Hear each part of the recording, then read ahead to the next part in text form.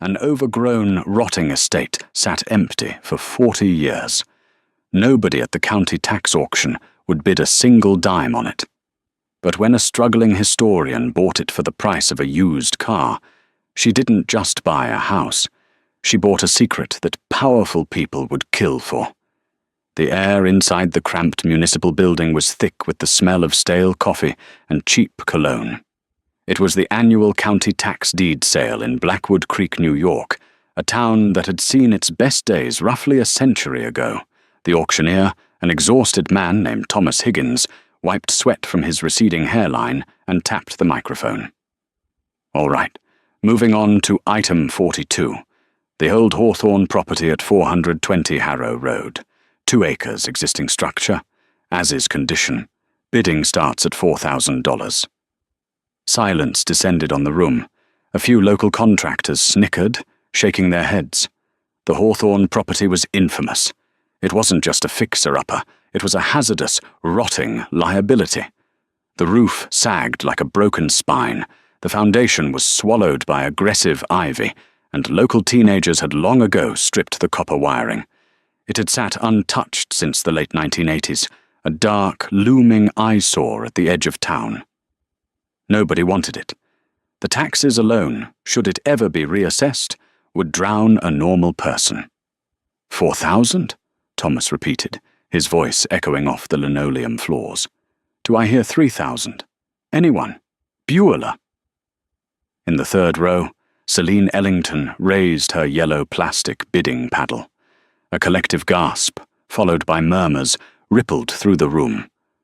Celine kept her hand steady, though her heart was hammering against her ribs. She was a 32-year-old architectural historian who had just lost her university grant, her apartment, and her long-term boyfriend in a spectacular 3-month downward spiral. She had exactly $6,000 to her name. Buying a condemned mansion was either the bravest or the stupidest thing she had ever done. Sold, Thomas said, sounding more apologetic than victorious. To the young lady in the back, may God have mercy on your bank account. The next morning, Celine stood at the rusted iron gates of her new domain. In the harsh daylight, 420 Harrow Road looked even worse. The Victorian architecture was obscured by decades of neglect. Blackened wood, shattered window panes, and an oppressive silence defined the space. But Celine didn't see a ruin. She saw a project. She spent the first 3 days just clearing the debris from the first floor, dragging out rotting furniture and sweeping up mountains of dead leaves that had blown in through the broken windows. The work was back-breaking, but the physical exhaustion was exactly what she needed to drown out the anxiety of her dwindling savings. On the 4th day, a sleek, jet-black Mercedes crawled up the gravel driveway, looking entirely alien against the backdrop of the decaying estate. Out stepped Silvio Montgomery.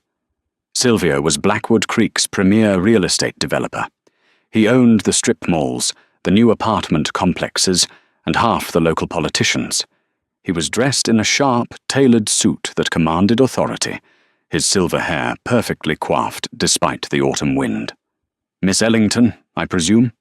Silvio called out, carefully avoiding a puddle of stagnant water as he approached the porch. Celine leaned against her broom, wiping a streak of dirt from her forehead. "Can I help you?"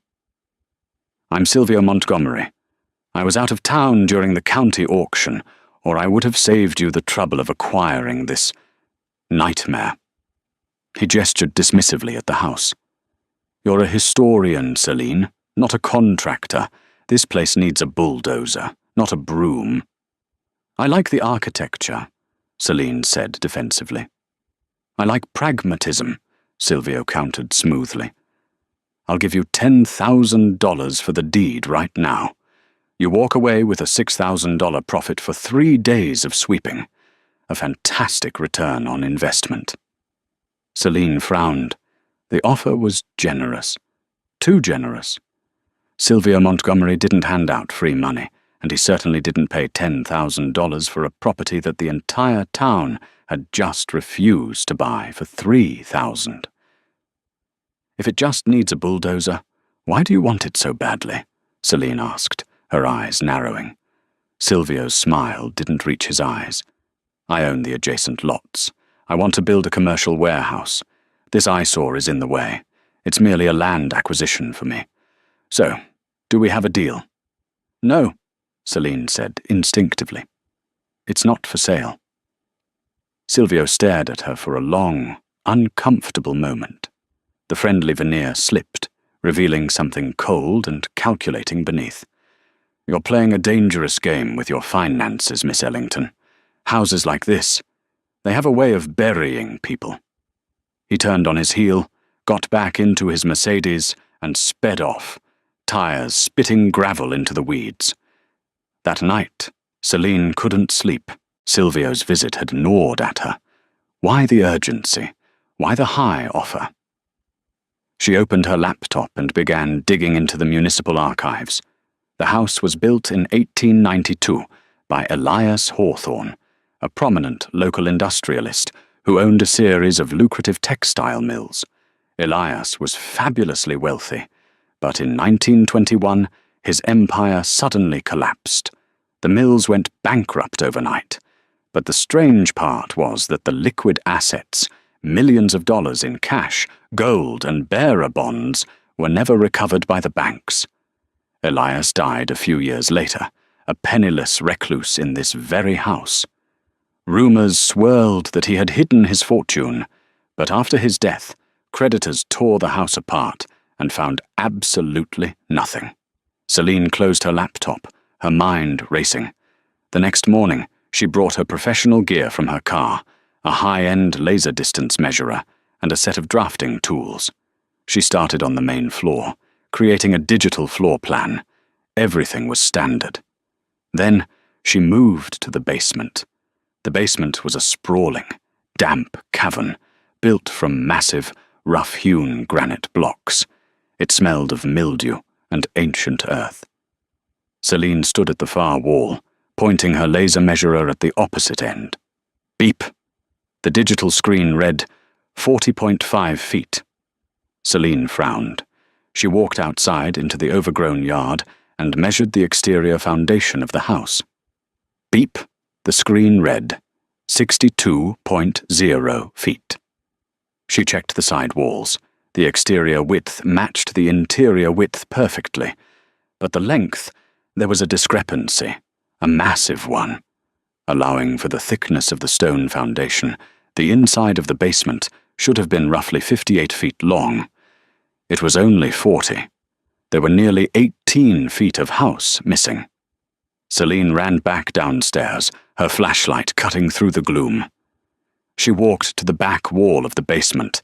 It was covered in old, crumbling brickwork, obscuring the original granite foundation. In the center sat an antique, rusted coal chute. To anyone else, it looked like a standard structural retaining wall. But to an architectural historian, it looked like a lie. Celine drove to the local hardware store and spent a significant chunk of her remaining budget on a 20-pound sledgehammer, heavy-duty crowbars, masonry chisels, a high-powered LED work light, and an industrial respirator. The elderly cashier, a man named Arthur Pendleton, eyed her purchases with mild amusement. "Taking out some aggression, Miss Ellington?" Arthur asked, recognizing her from town gossip. "Just doing some remodeling, Arthur," Celine smiled tightly, hauling the heavy canvas bags to her car. By noon, she was back in the damp, freezing basement of the Hawthorne estate. She set up the LED work lights, bathing the crumbling brick wall in a blinding, sterile white glow. She strapped on her respirator, pulled on thick leather gloves, and picked up the sledgehammer. She stood before the brick wall, right beneath the rusted coal chute. She took a deep breath, swung the sledgehammer back, and drove it into the masonry. Crack! The sound was deafening in the enclosed space. Mortar dust puffed into the air. She swung again, and again. Her muscles burned, her shoulders screaming in protest against the unfamiliar labor, but adrenaline fueled her. With the fifth strike, a cluster of bricks gave way, crumbling inward and plummeting into an empty, pitch-black void. Celine dropped the hammer and grabbed her flashlight. She shined the beam through the jagged hole. It didn't hit dirt. The beam cut through the darkness, illuminating an empty, cavernous space. She grabbed the crowbar and furiously pried away the surrounding bricks, widening the hole until she could step through. She carefully climbed over the rubble, coughing as the stagnant, century-old air hit her face. It smelled sharply of ozone, dried paper, and cold iron. She was standing in the missing 18 feet of the basement. It was a perfectly preserved subcellar. Unlike the main basement, this room was lined with thick steel plates riveted to the stone, resembling the interior of a bank vault. In the center of the room sat 4 large, military-style wooden crates, heavy with dust. Against the far wall was a massive, ornate mahogany desk, its surface covered in moth-eaten velvet. Celine approached the desk, her hands trembling. On top of the velvet sat a heavy, brass-bound lockbox and a leather-bound ledger. She opened the ledger. The pages were filled with Elias Hawthorne's elegant, sweeping handwriting. It wasn't a diary. It was a shadow accounting book. Dates, names, and astronomical figures, bribes to state senators, offshore transfers, and a list of assets that the creditors had never found. She turned her attention to the brass lockbox. The padlock was rusted completely solid. Celine jogged back through the hole, grabbed her bolt cutters, and returned. She clamped the heavy jaws onto the lock and threw her body weight onto the handles. With a sharp snap, the metal gave way. Celine slowly lifted the heavy lid of the lockbox. Inside, there were no gold bars or neat stacks of cash. Instead, there were dozens of tightly rolled architectural blueprints, thick stacks of bearer bonds, likely invalidated decades ago, and 3 heavy, velvet drawstring pouches. She untied the thick cord of the first pouch and tipped it into her palm. A cascade of heavy, jagged stones spilled out. They were raw, uncut, and roughly the size of quail eggs. In the harsh beam of her flashlight, they caught the light and refracted a deep, mesmerizing, oceanic blue. Sapphires. Dozens of them. Unregistered, untraceable, and worth a staggering fortune. Celine's breath hitched in her throat. She sank to her knees on the cold steel floor, staring at the stones. Elias Hawthorne hadn't just hidden cash. He had converted his liquid wealth into precious gems before the bankruptcy. He had hidden them here, intending to wait out the storm, but had died before he could retrieve them. She possessed the fortune of a Gilded Age baron. "Oh my God," Celine whispered, the sound swallowed by the thick vault walls. She reached for the second pouch. Suddenly, the brilliant white glare of her LED work lights in the outer basement snapped off. Celine froze. The only light remaining was the narrow beam of her hand-held flashlight. Complete silence descended on the house. She held her breath, straining to listen. Above her, on the main floor, a floorboard creaked. It was a heavy, deliberate sound. Then another. Someone was walking through the front hallway. Celine's blood ran cold. She quickly clicked off her flashlight, plunging the hidden vault into absolute, suffocating darkness. She scrambled backward, pressing herself against the cold steel wall behind the mahogany desk, clutching the pouch of sapphires to her chest. Creak. Creak. The footsteps reached the top of the basement stairs. The door hinges whined in protest as it was pushed open. Celine realized with a sickening jolt that she had left the front door unlocked. Sylvia Montgomery's words echoed in her mind. Houses like this. They have a way of burying people. He didn't just suspect something was here. He knew, and he hadn't come to negotiate this time. Heavy boots began to descend the wooden stairs into the basement, one agonizing step at a time. Through the jagged hole she had smashed in the brick wall, Celine could see the faint, sweeping beam of a high-lumen tactical flashlight cutting through the dust she had kicked up. "Celine?" A deep, unfamiliar male voice echoed through the basement. It wasn't Silvio. It was rougher, colder.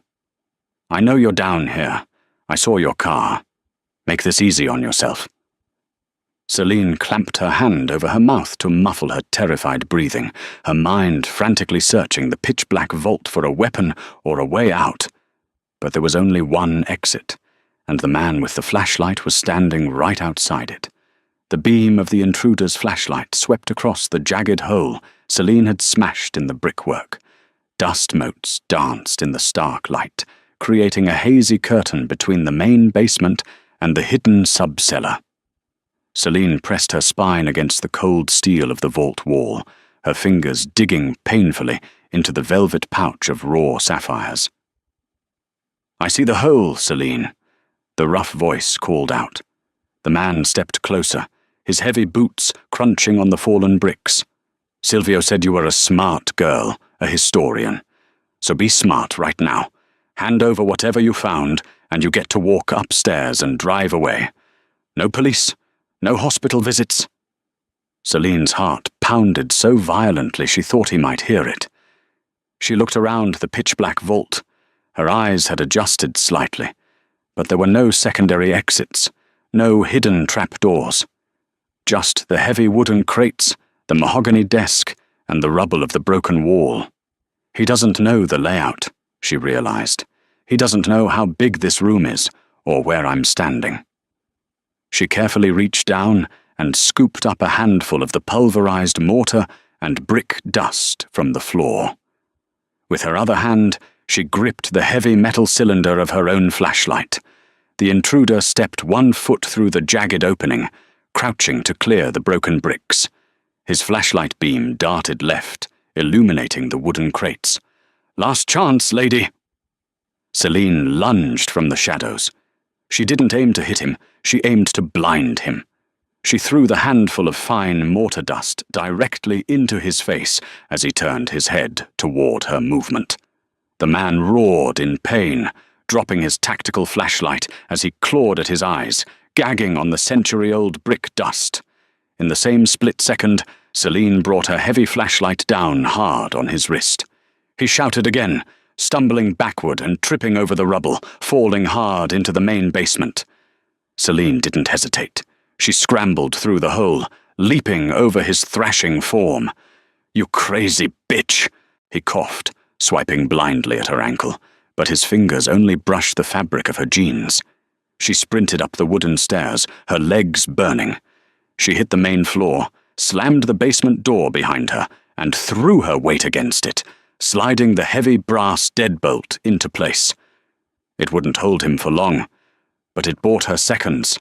She sprinted out the front door, down the overgrown driveway, and threw herself into her battered Subaru. Her hands shook so badly, she fumbled with the keys 3 times before the engine finally sputtered to life. As she threw the car into reverse, she saw the front door of the estate kick open. The man staggered out, rubbing his red, tearing eyes. But Celine was already tearing down Harrow Road, gravel spitting from her tires. She didn't stop driving until she reached a cheap, neon-lit motel 2 towns over in Danvers. She paid for the room in cash, locked the deadbolt, chained the door, and collapsed onto the sagging mattress. For an hour, she just shook, adrenaline slowly draining from her system.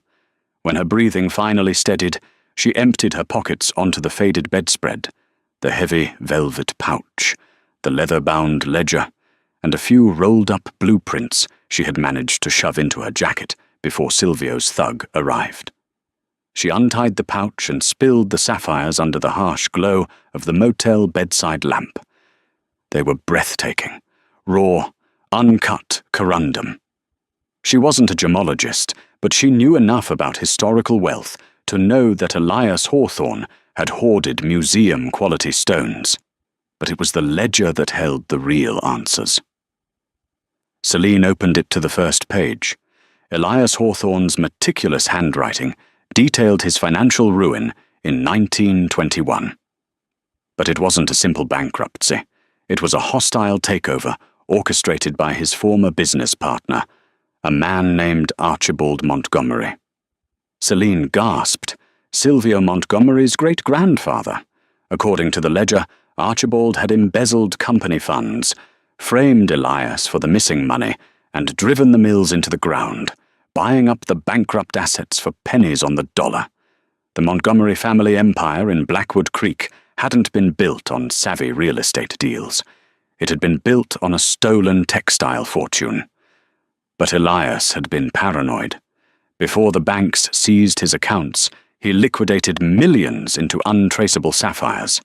Furthermore, he possessed the original property deeds to the Blackwood Creek Reservoir, the primary water source for the entire county. Celine unrolled the fragile, yellowed blueprints.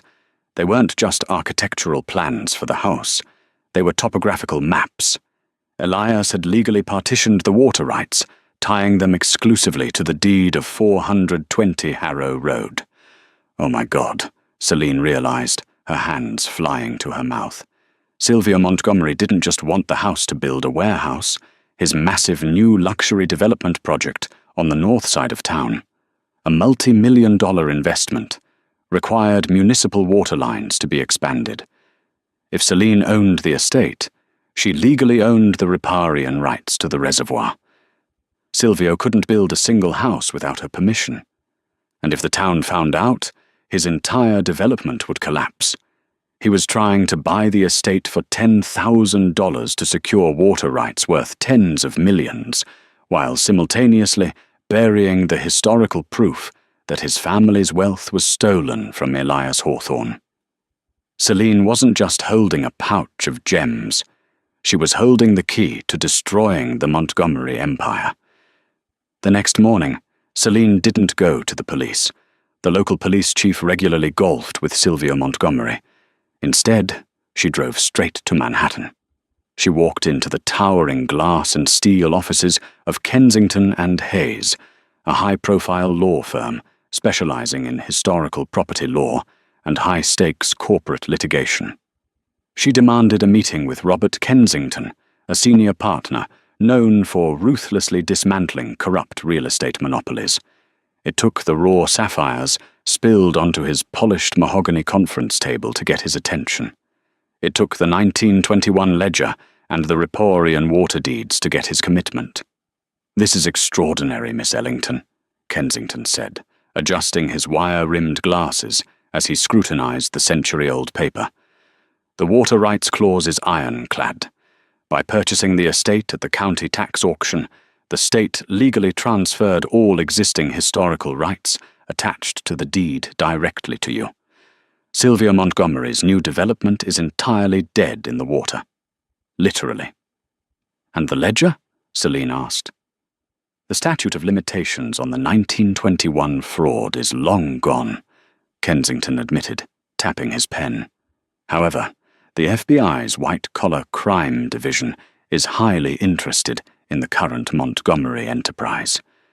We've suspected Silvio of bribing municipal zoning boards for years. This ledger establishes a pattern of generational racketeering, and the lengths he went to, sending a thug to assault you, is a federal offense.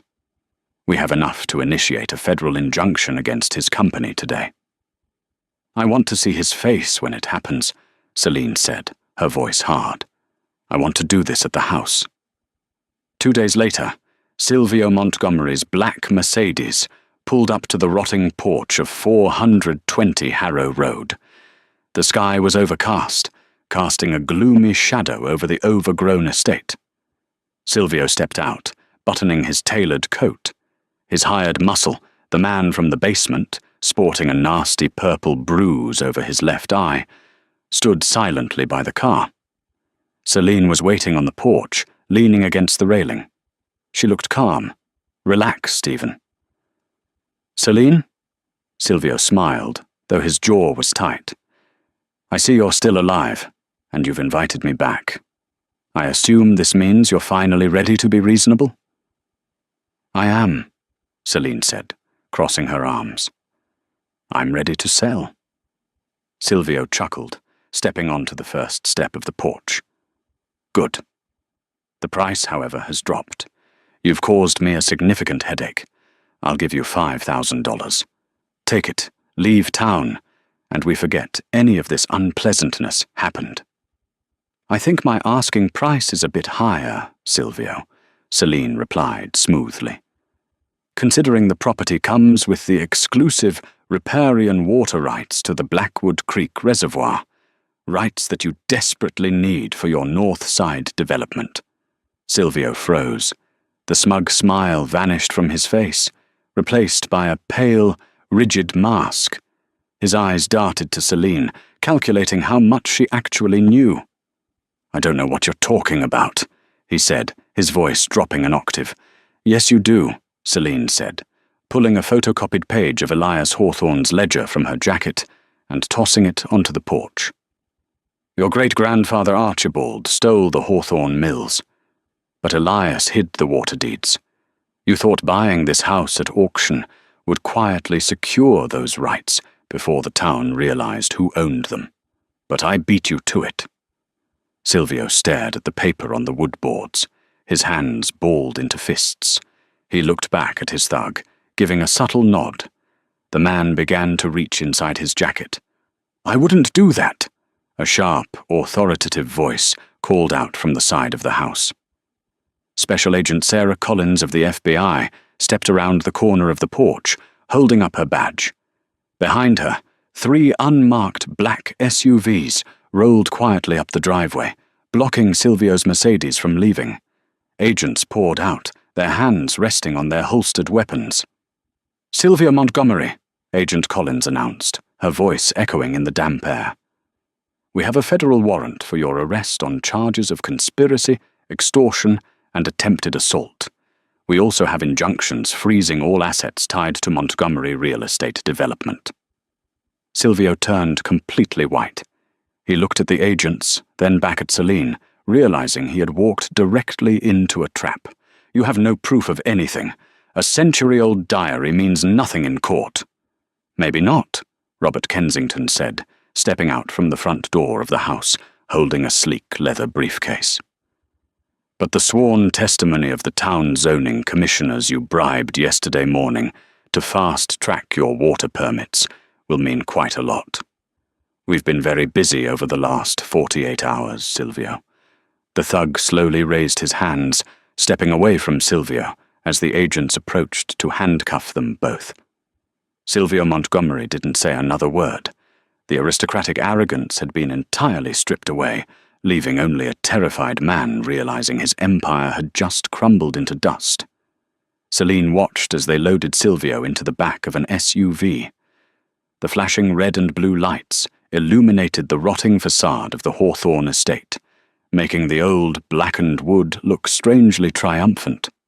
6 months later, 420 Harrow Road was unrecognizable. The sagging roof had been replaced with sleek slate tiles.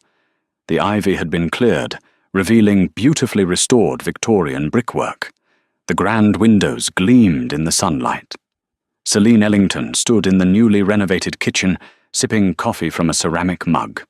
The sale of just 5 of the raw sapphires at a private auction in Geneva had netted her over $3 million. She had placed the rest of the stones in a high-security Swiss depository, securing her financial future for life. She had also officially donated the reservoir water rights back to the town of Blackwood Creek, under the strict legal condition that the land could never be commercially developed. Silvio Montgomery was currently awaiting trial in a federal penitentiary, and his corrupted company had been completely liquidated. Celine set her coffee down and walked into the grand hallway. The house was no longer a silent, rotting tomb. It was warm, vibrant, and alive. She walked past the basement door, which now featured a heavy, modern steel deadbolt, and smiled. She had bought a nightmare for $6,000, but she had unearthed a legacy. Some treasures are buried in dirt, but the greatest ones are forged in the fire of reclaiming what was stolen. If you loved this story of hidden treasure and ultimate revenge, hit that like button and drop a comment below. What would you do if you found millions hidden in your basement? Don't forget to share this incredible real-life mystery with your friends, and subscribe for more amazing, jaw-dropping stories delivered straight to your feed every week.